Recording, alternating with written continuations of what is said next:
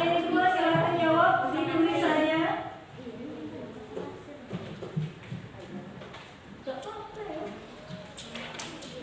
Tentang pembelajaran kita, bagaimana yang kalian harapkan antara guru dengan kamu sebagai murid atau murid dengan murid? Apa yang kamu inginkan? Bagaimana? Hah? Apakah saling menghargai? Apakah saling menyayangi? Ketika kamu ngomong bagaimana? Ya? Terserah. Apa yang kamu inginkan? Apa yang nanti akan kita jadikan suatu keyakinan? Bagi kelas kita.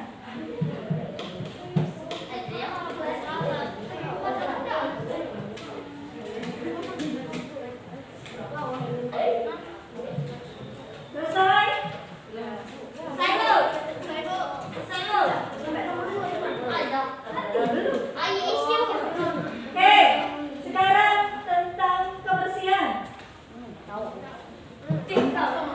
Kebersihan kelas atau tentang suasana kelas kita bagaimana? Apa yang kamu inginkan?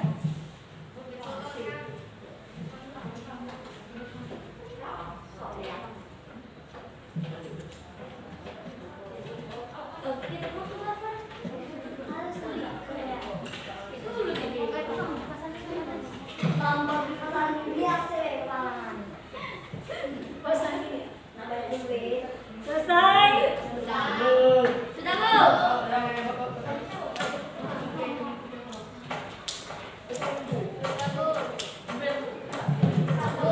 Baik, selanjutnya.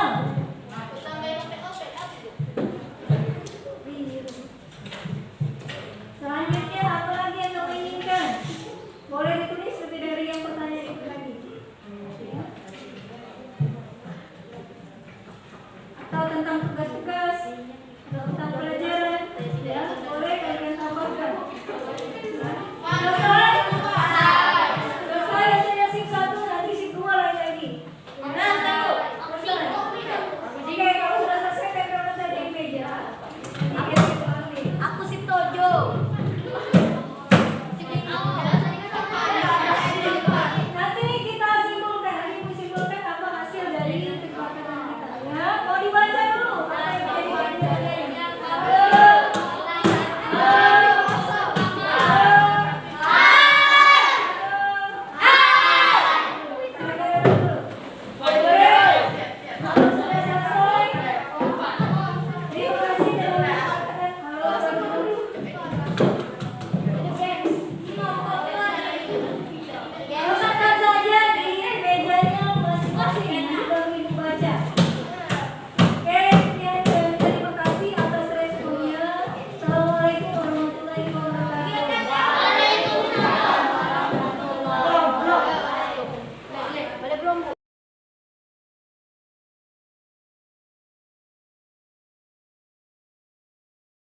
Assalamualaikum warahmatullahi wabarakatuh. Waalaikumsalam warahmatullahi wabarakatuh.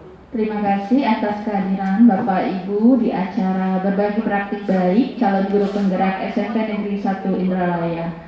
Puji syukur kehadiran Allah Subhanahu wa taala. Hari ini kita dalam keadaan sehat, kita dalam keadaan diberkahi untuk bisa hadir di sekolah ini. Terima kasih juga kepada Dr. Andes Amin Jamaani MPD selaku Kepala Satuan Pendidikan yang berkesempatan hadir di tengah-tengah kami untuk memberikan arahan serta motivasi mungkin dan semangat agar kami calon guru penggerak beserta rekan-rekan yang hadir pada hari ini bisa meningkatkan kompetensi kami sebagai guru di sekolah ini. Untuk memulai acara, marilah bersama kita lapaskan basmalah. Bismillahirrahmanirrahim. Acara berikutnya adalah sambutan dari Kepala Satuan Pendidikan kepada Bapak Dr. Andes Amin Jamaani MPD. Kami silakan. Assalamualaikum warahmatullahi wabarakatuh. Waalaikumsalam. Yang saya hormati ibu-ibu, CGT, Bapak Ibu sekalian yang sempat hadir pada kegiatan kita pagi ini. Syukur alhamdulillah pada hari ini kita dapat berkumpul di sini dalam keadaan sehat walafiat, tidak kurang suatu apapun, dan mudah-mudahan kita tetap sehat ya, tetap memperhatikan protokol kesehatan demi keselamatan kita masing-masing. Bapak Ibu sekalian, saya sangat berbahagia sekali karena di sekolah kita ini ada 3 CGP ya, Ibu Murni, Ibu Parwita dan Ibu Yeni yang berhasil lolos dalam seleksi guru penggerak angkatan ketiga. Ya, saya sebagai kepala sekolah dan juga sebagai PP pengajar praktik mendampingi para CGP sangat berbahagia karena ada 3 guru kita yang lolos. Saya berharap dengan para CGP ini nanti bisa memberikan contoh dan menjadi teladan bagi teman-teman sejawat. Kemudian kita perlu meniru ya mungkin praktik-praktik baik yang akan dilakukan oleh CGP untuk perkembangan sekolah kita dan juga untuk meningkatkan kompetensi kita sebagai guru ya. Diharapkan Bapak Ibu sekalian, karena kita beruntung sekali di sekolah kita ini ada yang PP, yaitu saya, kemudian ada 3 CGP, paling tidak kedepannya akan memberikan warna ya, pada sekolah kita ini ya, dan memberikan hal-hal yang bersifat inovatif ya, baik di dalam praktik pengajaran maupun di dalam usaha untuk memuliakan anak ya, menjadikan anak sebagai subjek pendidikan ya. Nah, itulah salah satu hakikat daripada profil pelajar Pancasila Bapak Ibu, bahwa pemikiran Ki Hajar Dewantara itu harus kita terapkan di dalam kegiatan kita sehari-hari di sekolah ya. Saya berharap untuk ke depan Bapak Ibu sekalian yang belum sempat menjadi CGP masih ada kesempatan pada masa-masa mendatang untuk mengikuti 3 jejak guru kita yang ikut CGP ini. Yakinlah Bapak Ibu bahwa tidak ada hal yang sia-sia. Kalau Bapak Ibu berpikir repot, tentu repot. Lama sekali, 9 bulan itu ya. Dan hari-hari mereka itu disibukkan dengan kegiatan-kegiatan yang menyita waktu ya. Oleh karena itulah saya yakin Bapak Ibu sekalian, terutama para CGP, jangan kendor, jangan mundur, tetap semangat, karena saya yakin untuk mendapatkan hasil yang baik, untuk mendapatkan buah yang enak, ya, yang manis, itu tentu memerlukan perjuangan. Ya. Kedepannya kita harapkan CGP kita ini akan menjadi motor penggerak ya, untuk mengadakan suatu pembaharuan di sekolah kita dan menjadi teladan bagi kita semua. Bagaimana cara memuliakan anak, bagaimana cara menghargai anak, ya, jangan sampai ada terjadi perundungan dan sebagainya, dan memberikan motivasi kepada anak-anak, ya, dan kepada Bapak Ibu sekalian juga, bagaimana cara menghadapi anak-anak yang dalam tanda kutip misalnya bermasalah, ya, kita harus dekati dengan cara persuasif, ya. Kemudian Bapak Ibu, kegiatan kita ini ya agak formal pada hari ini, tetapi tadi saya sudah juga ngomong sama Bu Murni dan Bu Parwita bahwa untuk mengimbaskan apa yang Bapak Ibu yang Ibu-ibu CGP ini peroleh selama kegiatan 9 bulan ke depan itu juga tidak harus formal seperti ini, dapat juga melalui kegiatan di dalam pergaulan sehari-hari, yaitu dengan pendekatan persuasif, ya. Itu akan lebih mengena Bapak Ibu, ya, dibandingkan kegiatan yang terlalu formal, ya. Kadang-kadang kalau formal itu kita dibatasi oleh waktu dan sebagainya, ya. Oleh karena itulah Bapak Ibu manfaatkan 3 CGP kita ini sebagai tempat, salah satu tempat sumber belajar, ya. Sumber belajar, tempat sharing, tempat berbagi pengalaman Bapak Ibu sekalian. Saya yakin 3 CGP kita ini adalah orang-orang pilihan, ya, yang sudah lolos sebagai guru penggerak ya. Itu saja yang dapat saya sampaikan Bapak Ibu. Mudah-mudahan kita semua tetap mempunyai visi ke depan untuk memajukan sekolah kita ini dengan bergerak bersama-sama ya.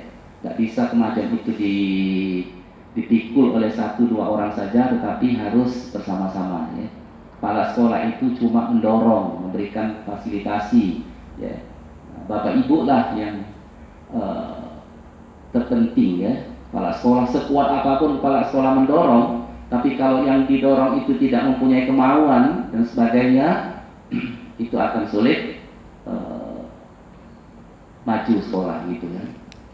Nah setelah ini di luar konteks ini, dalam kesempatan ini saya juga sampaikan Bapak Ibu, kemarin sudah saya share tentang ada semacam apresiasi ya guru untuk menghadapi Hari Guru ya, tanggal 25 November nanti. Ada semacam lomba praktik baik kita di sekolah ya. Kalau dalam bahasa yang lebih dikenal itu namanya best practice ya. Nah, saya harapkan Bapak Ibu sekalian, bukan cuma CGP ya, seluruh Bapak Ibu mempunyai kesempatan untuk membuat praktik baik tersebut ya. Tidak usah mikir yang terlalu serius, ambil saja yang Bapak Ibu lakukan yang tidak dilakukan oleh orang lain ya. Nah, jadi itu bersifat inovatif ya. Bisa saja pembelajaran di kelas atau pendekatan ke siswa itu dapat dijadikan sebagai best practice dan kirimkan ke Jakarta ya. Dan mudah-mudahan banyak sekolah kita yang ikut ya. Kalau banyak itu ada peluang untuk menang ya. Itu kira-kira. Saya sebagai kepala sekolah sangat mendorong Bapak Ibu ya, dan juga siswa yang ingin berkompetisi ya, pada level yang lebih tinggi ya. Nah, itu saja harapan saya. Tolong Bapak Ibu pelajari lagi edaran itu ya. Mudah-mudahan saya berharap paling tidak 3 CGP ini ikut, ditambah lagi dengan Bapak Ibu yang berkenan ikut ya, untuk mengirimkan hasil karya nanti ya. Terima kasih. Wassalamualaikum warahmatullahi wabarakatuh.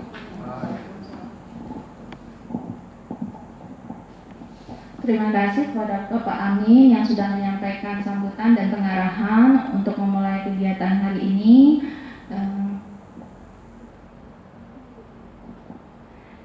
Kita tutup dulu acara pembukaan ini dengan melafazkan hamdalah, alhamdulillahirabbil alamin.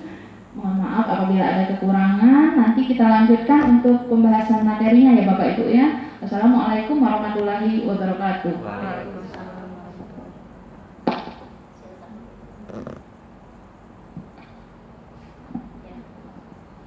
Baik, untuk masuk langsung materi ini.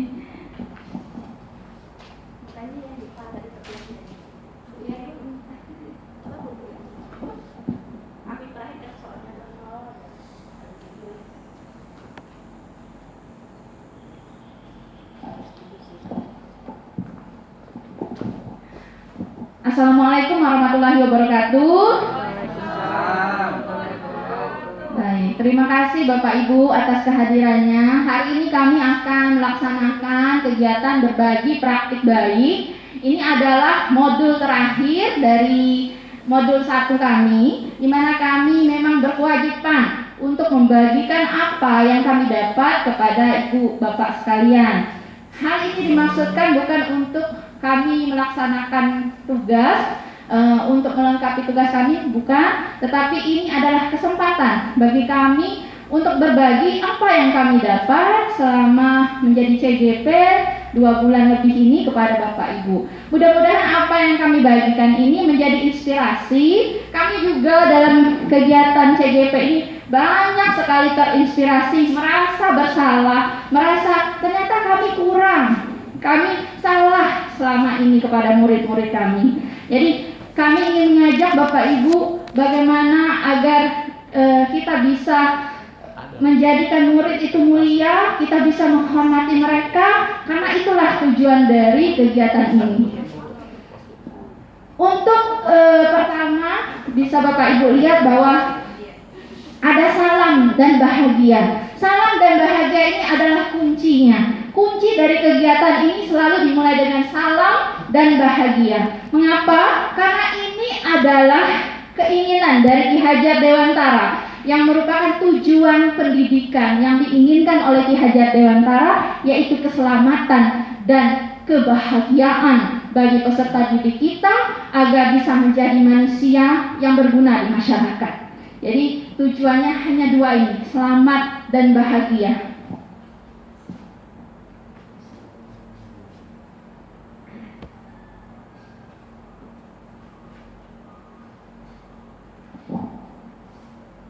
Kita akan berbicara tentang budaya positif. Yang namanya budaya, pasti kami tidak bisa bergerak sendiri, sama seperti apa yang disampaikan Bapak Amin tadi, bahwa yang namanya keberhasilan itu tidak akan bisa seorang diri Pak Amin atau seorang diri guru, tetapi harus dilakukan secara bersama-sama oleh kita, semua warga sekolah, mulai dari guru, staf, sampai dengan orang tua siswa juga harus terlibat dalam kegiatan ini.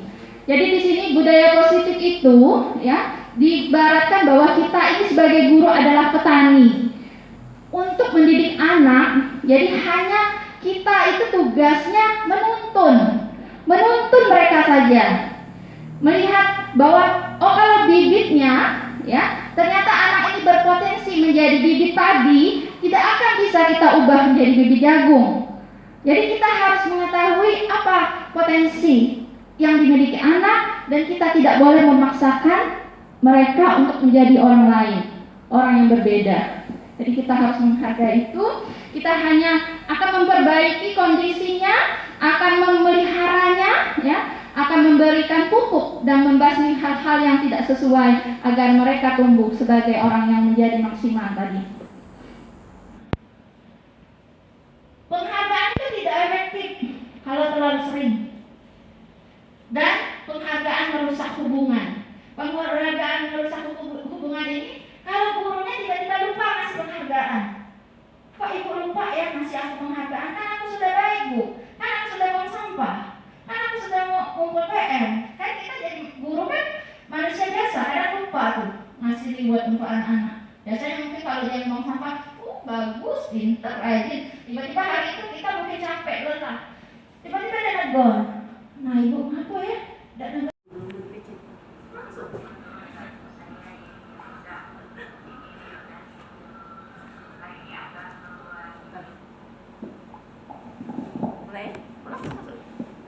Assalamualaikum warahmatullahi wabarakatuh. Waalaikumsalam warahmatullahi wabarakatuh. Terima kasih masih bisa melanjutkan ke sesi kedua, yaitu apa yang telah dikatakan oleh teman kami Ibu Murniati, bahwa cara kontrol guru terhadap siswa itu ada yang sifatnya hukuman, ada yang sifatnya itu secara teman, ada yang cara kontrolnya itu secara pemantau, dan yang terbaik di sini adalah secara manajer. Saya beri contoh. Kalau dulu kita biasa melakukan seperti ini, seorang anak datang sekolah. Pertama dia terlambat. Terus kita perhatikan waktu dia terlambat, pakaiannya atau rompinya atau sepatunya tidak seragam. Lantas kita berpikir, kamu telah melakukan kesalahan. Sepatu kamu tidak seragam sesuai dengan peraturan sekolah. Misalnya kita waktu itu ada poin pelanggaran, jadi kamu dapat sanksi poin pelanggarannya sekian. Terus sepatunya disita. Itu selama ini yang kita pakai, tanpa memandang kebutuhan apa yang dibutuhkan anak saat itu.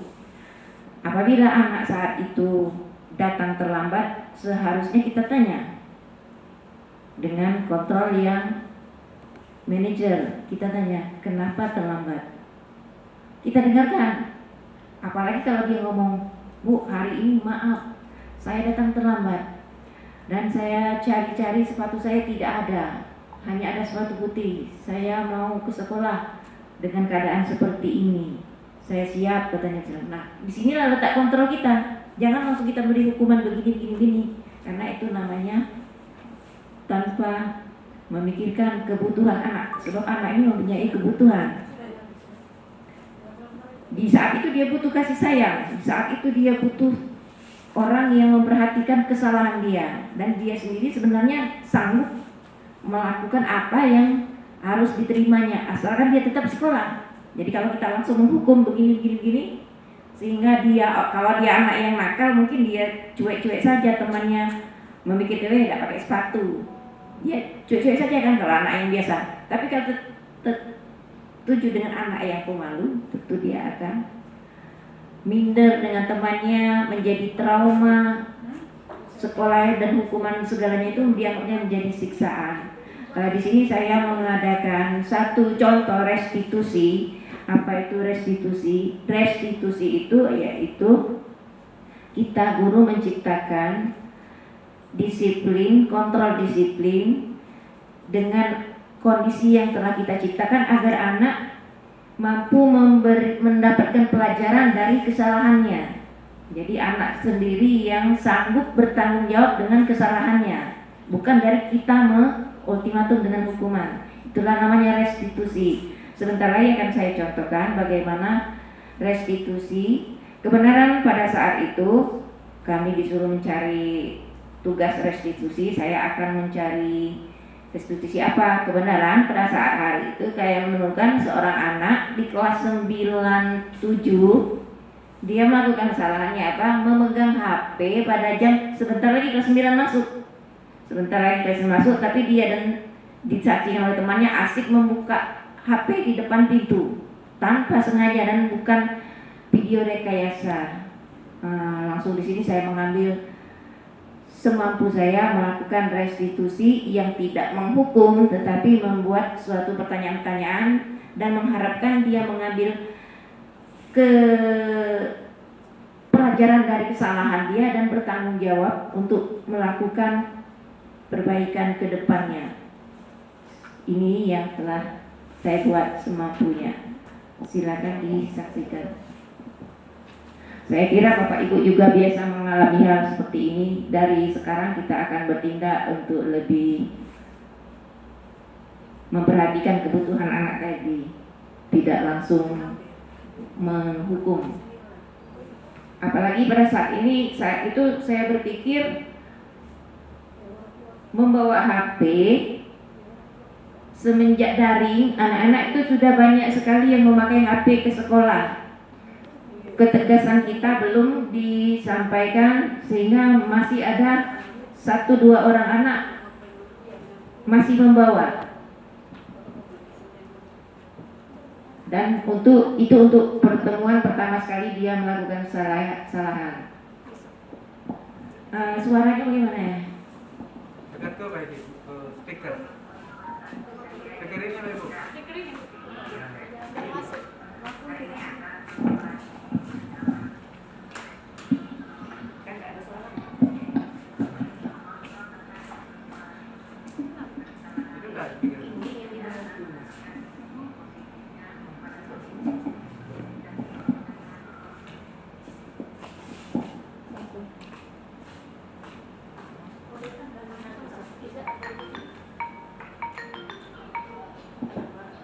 Berapa?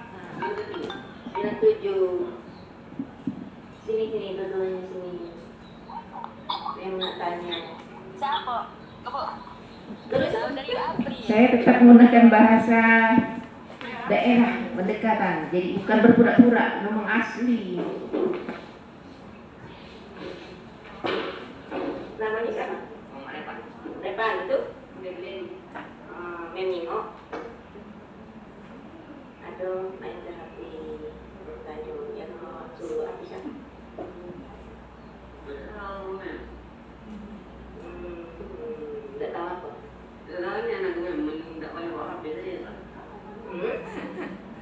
Kan pertama sekali kita masuk tuh, aduh tanda tangan, aduh materai, aturan sekolah, tidak boleh pasti. Materi. Tahu, banyak banyak kan yang kemarin.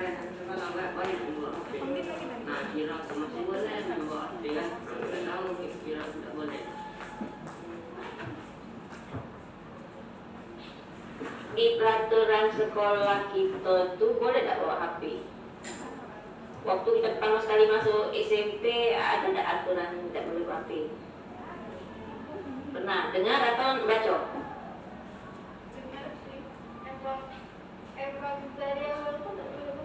Nah, kan sekarang cak mana? Cak mana? Kalau melakukan pelanggaran. Di sini saya minta dia bertanggung jawab.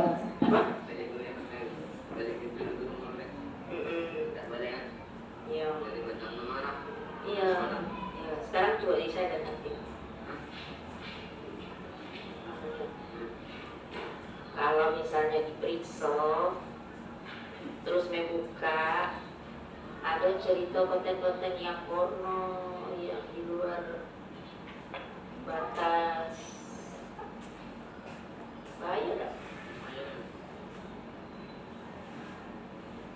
Coba buka memang.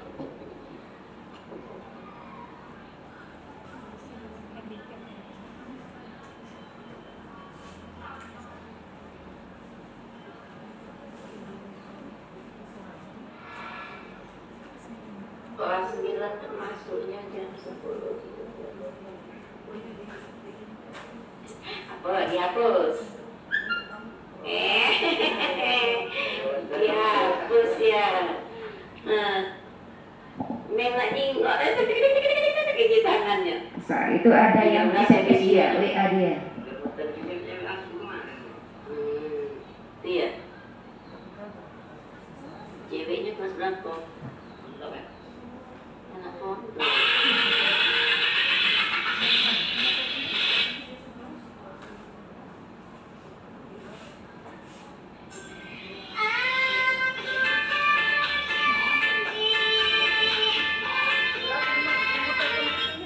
Yang dihapus tadi apa?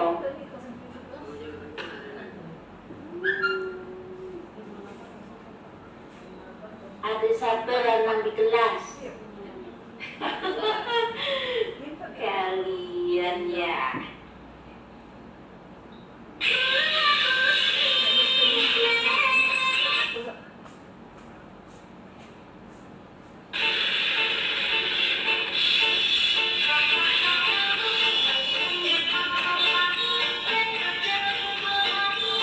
Kiriman uang aku bikin dewek.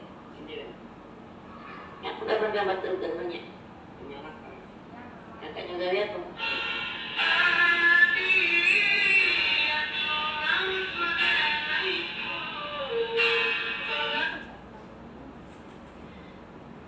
HP ini HP kakaknya, dibeli untuk dia untuk sekolah.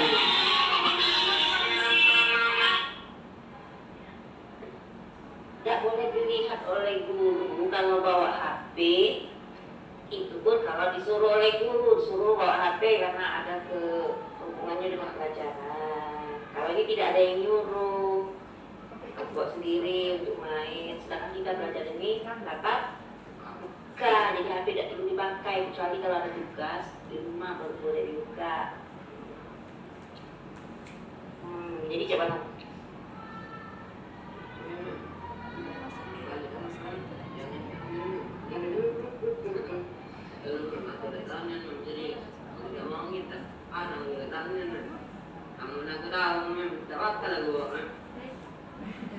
Yan ya. 16. Lagi sekarang simpan.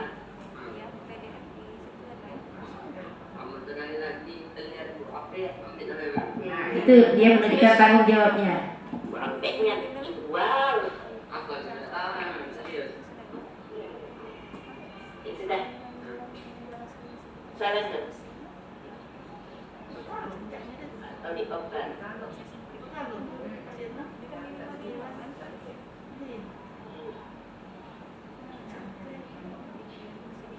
Pelajaran apa yang pertama? IPA. Siap-siap pelajaran IPA. HP-nya disimpan atau menyimpan?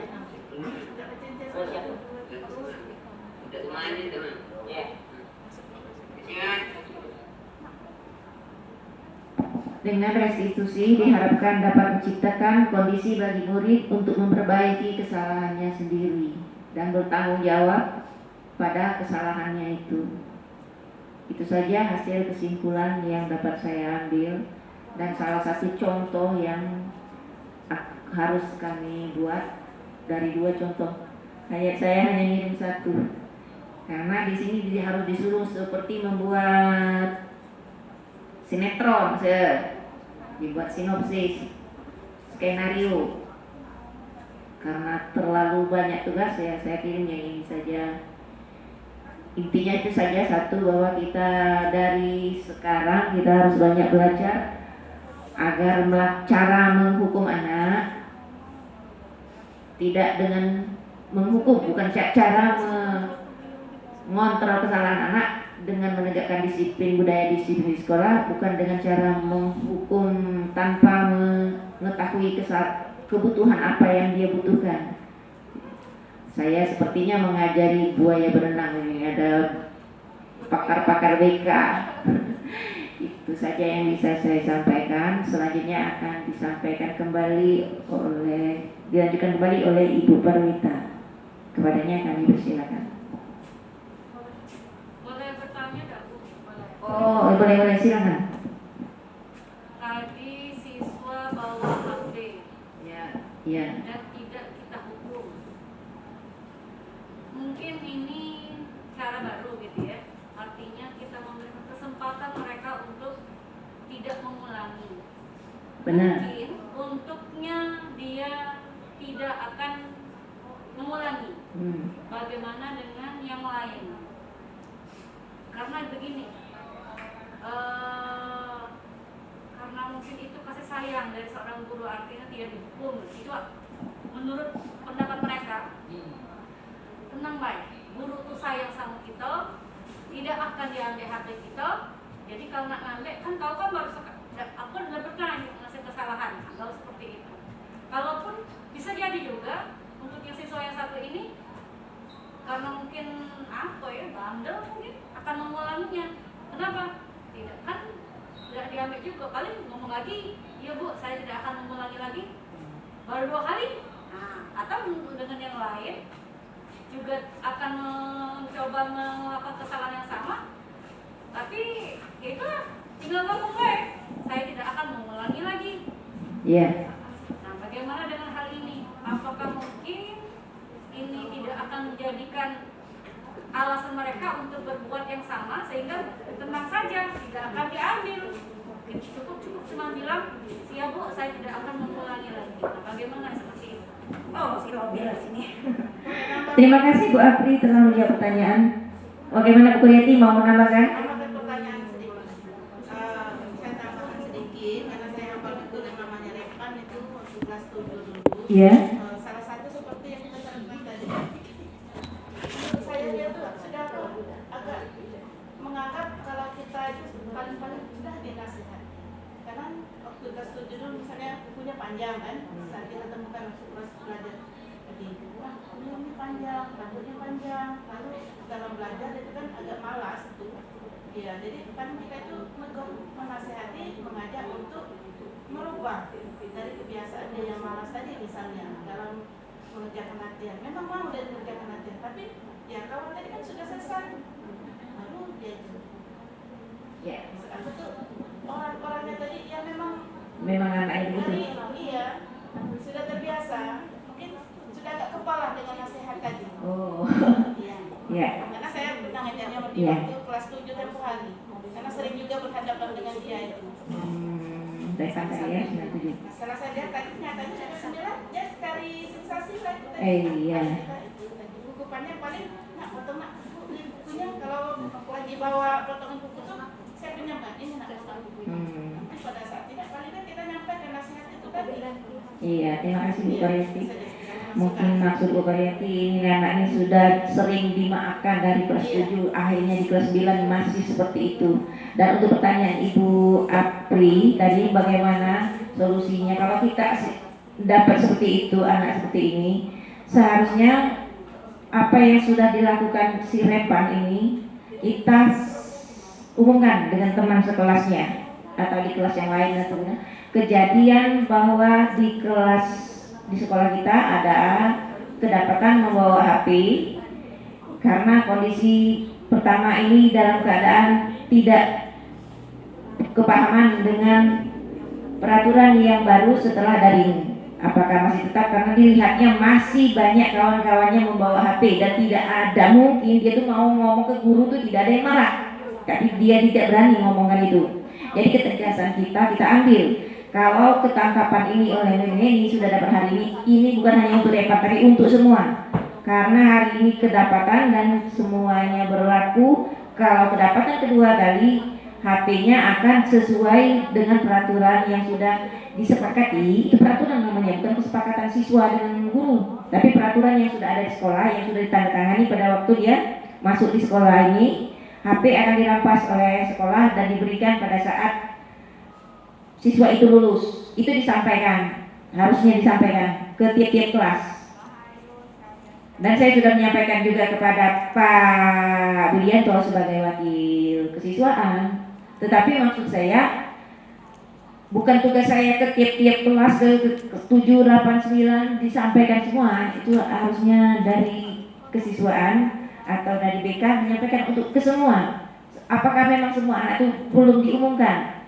Minimal di grup dibilang siapa yang membawa HP di sekolah dan ketangkapan peraturan itu akan tetap ditetapkan, kecuali kalau guru menyuruh membawa dan HP itu tidak boleh dipakai pada saat pelajaran yang lain kecuali guru tersebut. Itu saja. Berhubung waktunya masih berbagi ikut teman yang lain, saya tidak bisa menjawab lebih panjang lebar. Tetapi untuk Repan ini akan terus saya kontrol karena sudah menjadi tanggung jawab saya. Mau melihat komitmen dia bertanggung jawab tidak akan membawa HP lagi. Hanya saja waktu bertemu dengan dia ini hanya 1 minggu itu 2 kali, Selasa Rabu atau Senin Selasa, Senin Rabu atau Selasa Kamis. Ya, silakan. Ya, banyak kesalahannya yang lain di situ. Kita bagusnya harusnya saya tuh mengambil dua topik ya, tapi hari itu topik saya adalah kesalahannya membawa HP. Tuntasnya kalau mau diamati semua anak itu banyak sekali bukan itu kesalahannya. Tidak pakai baju, bajunya dikeluarkan, kukunya panjang, rambutnya panjang, akhirnya tidak bukan hanya Repan, semuanya itu banyak juga melakukan kesalahan. Tapi bagaimana kalau kita lihat di sekolah kita sekarang, ya insya Allah bertahap. Alhamdulillah mereka sudah datang kebanyakan. Dalam satu kelas itu juga masih banyak yang belum full datang.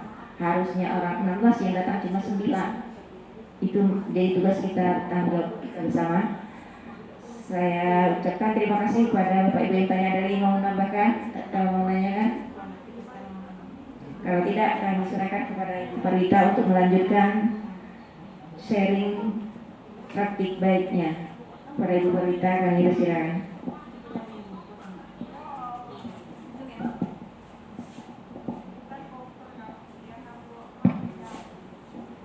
Baik, Assalamualaikum warahmatullahi wabarakatuh. Waalaikumsalam warahmatullahi wabarakatuh. Materi pamungkas, sebenarnya saya ke ujung itu tinggal melengkapi saja. Kami di sini karena bertiga, jadi berbagi peran. Kalau berbicara dengan hal yang baru ini, memang butuh proses Bapak Ibu ya. Tidak serta-merta ketika kita menerapkan langsung jadi, langsung berubah, langsung bisa diterima semuanya, tidak. Jadi butuh proses yang panjang. Sama halnya ketika kita mendapatkan materi tentang kurikulum 13. Ya, padahal sampai sekarang pun kita masih tahap pembelajaran juga untuk menguasai kurikulum 2013. Nah, untuk kedepannya ini calon guru penggerak ada hal yang baru. Dan setelah kami mempelajarinya, banyak materi yang luar biasa gitu. Dan ini berkaitan dengan psikologi kalau saya lihat. Jadi kalau dulu kita kuliah kan ada psikologi pendidikan, ya. Jadi materinya banyak berkaitan tentang psikologi.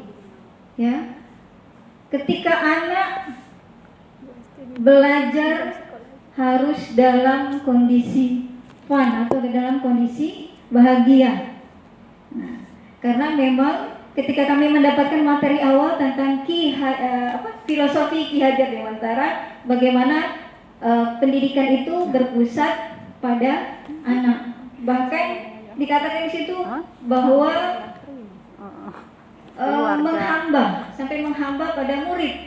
Termasuklah. Artinya memang sebagai guru kita memberikan pelayanan yang maksimal kepada siswa. Selama ini kita pelatihan mendapatkan materi-materi tentang materi profesional, artinya materi tentang mata pelajaran kita. Tapi kalau kali ini di calon guru penggerak ini kami mendapatkan materi tentang bagaimana kita bisa memberdayakan murid, bagaimana kita bisa menuntun potensi atau bakat dari murid. Maka di sini dikatakan bahwa memang pendidikan itu berpusat pada murid atau merdeka belajar. Nah, di sini saya menambahkan tentang kebutuhan dasar manusia. Ternyata kalau kita lihat di lapangan, kalau kita lihat di sekolah dan kita lihat langsung ke kelas, kita akan dihadapkan pada murid-murid yang luar biasa karakteristiknya berbeda-beda, ya. Dan ternyata itu berkaitan dengan kebutuhan dasar mereka, atau bahkan tindakan yang mereka lakukan di kelas itu sebenarnya mereka dalam rangka memenuhi kebutuhan dasar sebagai manusia, sebagai murid. Nah, ketika ada salah satu murid bertingkah aneh, sering keluar kelas, bosan di kelas, malas belajar bahasa Inggris atau malas belajar matematika, sebenarnya itu dalam rangka memuaskan kebutuhan dasarnya, dan itu ternyata kita tidak tahu gitu ya, belum kita pahami, bukan tidak tahu tapi belum kita pahami. Kita lihat di sini kebutuhan dasar manusia itu ada 5: cinta kasih, penguasaan, bertahan hidup, kesenangan dan kebebasan. Ya. Atau bisa jadi dari awal bertahan hidup, kemudian cinta kasih, penguasaan, kesenangan dan kebebasan. Ya. Salah satu contoh, saya langsung ke prakteknya di kelas ya. Beberapa kali ketika mengadakan penilaian harian, saya mendapati seorang siswa yang langsung spontan ngomong, "Oh, cap cipcus saja," atau langsung tembak baik. Ya. Artinya dia tidak membaca lagi. Sekali, 2 kali penasaran, maka timbul penasaran saya tadi untuk langsung menanyakan. Ya, lihat, oh ternyata dia tidak bisa membaca. Itu alasannya kenapa dia melakukan itu. Ya. Dan ternyata dia butuh cinta kasih. Dia butuh perhatian sebenarnya dari orang tua ya. Karena sebenarnya untuk di sekolah menengah pertama ini kita hanya melanjutkan. Tapi ternyata kita mendapati murid yang membutuhkan perhatian dari kita. Maka seorang guru, kita harus mampu memberikan perhatian dan kasih sayang kepada murid kita. Dan ternyata langsung dipraktikkan oleh salah satu guru kita yang ada di sini, yaitu Ibu Koryati. Saya salut, saya juga jadi bertambah ilmu saya, gitu ya. Karena tanpa dia mendapatkan materi ini, bahkan sudah melaksanakan praktiknya, yaitu dengan langsung memberikan kasih sayang, mencoba memberikan perhatian, diajarkannya membaca dengan sabar ya. Nah, begitulah. Jadi memang setiap murid punya kebutuhan yang harus kita ketahui, karena memang kebutuhan itu ketika kita mampu mengarahkannya secara positif, maka siswa atau murid kita tidak salah dalam menentukan tindakannya. Ya, jadi berdasarkan kebutuhan itu kita harus tahu. Jadi kita tanya dulu kenapa alasannya mereka melakukan itu. Ternyata itu tadi ya, karena kebutuhannya memang tidak terpenuhi. Ya.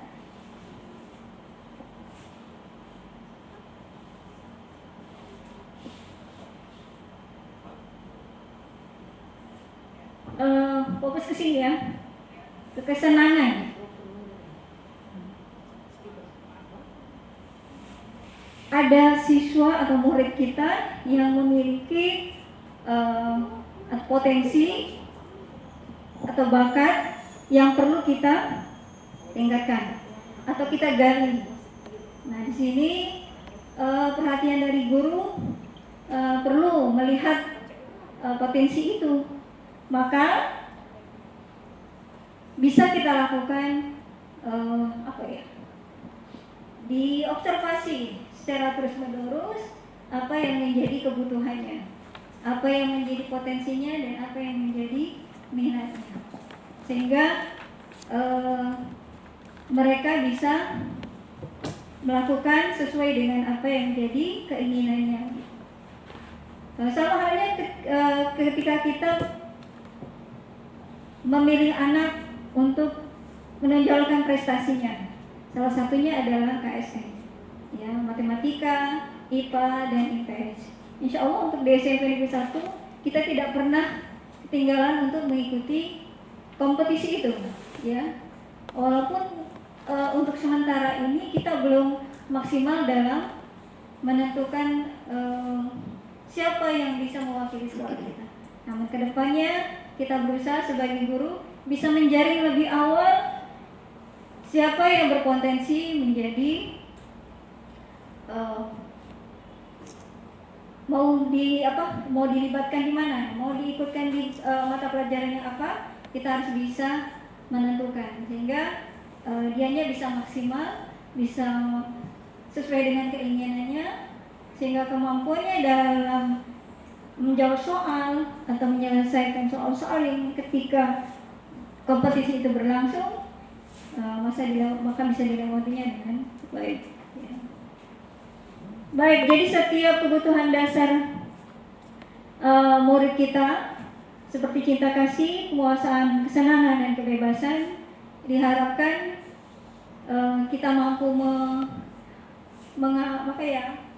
memenuhinya dan berusaha agar mereka tidak salah dalam melakukan tindakan yang negatif. Ya mungkin itu saja yang bisa saya sampaikan untuk pertemuan kali ini, karena saya pemungkas. Tadi paradigma baru sudah disampaikan oleh Bu Murni, kemudian masalah keyakinan kelas, kemudian disiplin positif. Yang jelas memang ketika hal baru itu tidak mudah untuk diterapkan, tapi butuh proses yang panjang dan lama, butuh kerjasama, butuh kolaborasi di antara kita. Sama halnya ketika saya mendapati siswa yang tidak memakai seragam sama dengan teman-temannya, dia kan butuh perhatian, cinta kasih dari orang tuanya, ya. Dan itu harus kita selesaikan sesuai dengan apa yang dia butuhkan tadi. Dan itu juga harus bekerja sama dengan orang tuanya. Kita tidak bisa menyelesaikan masalah itu sendiri. Begitu juga yang saya hadapi ketika ada siswa yang tidak memakai seragam karena masalah ekonomi, itu tidak serta-merta kita sendiri yang bisa menyelesaikan, tapi harus bekerja sama atau berkolaborasi dengan orang tuanya. Untuk sementara ini memang masih dibolehkan untuk dia sekolah, yang penting dia mau belajar di kelas. Tapi lama-kelamaan namanya anak-anak, dunia anak-anak itu masih memikirkan tidak enak kalau lain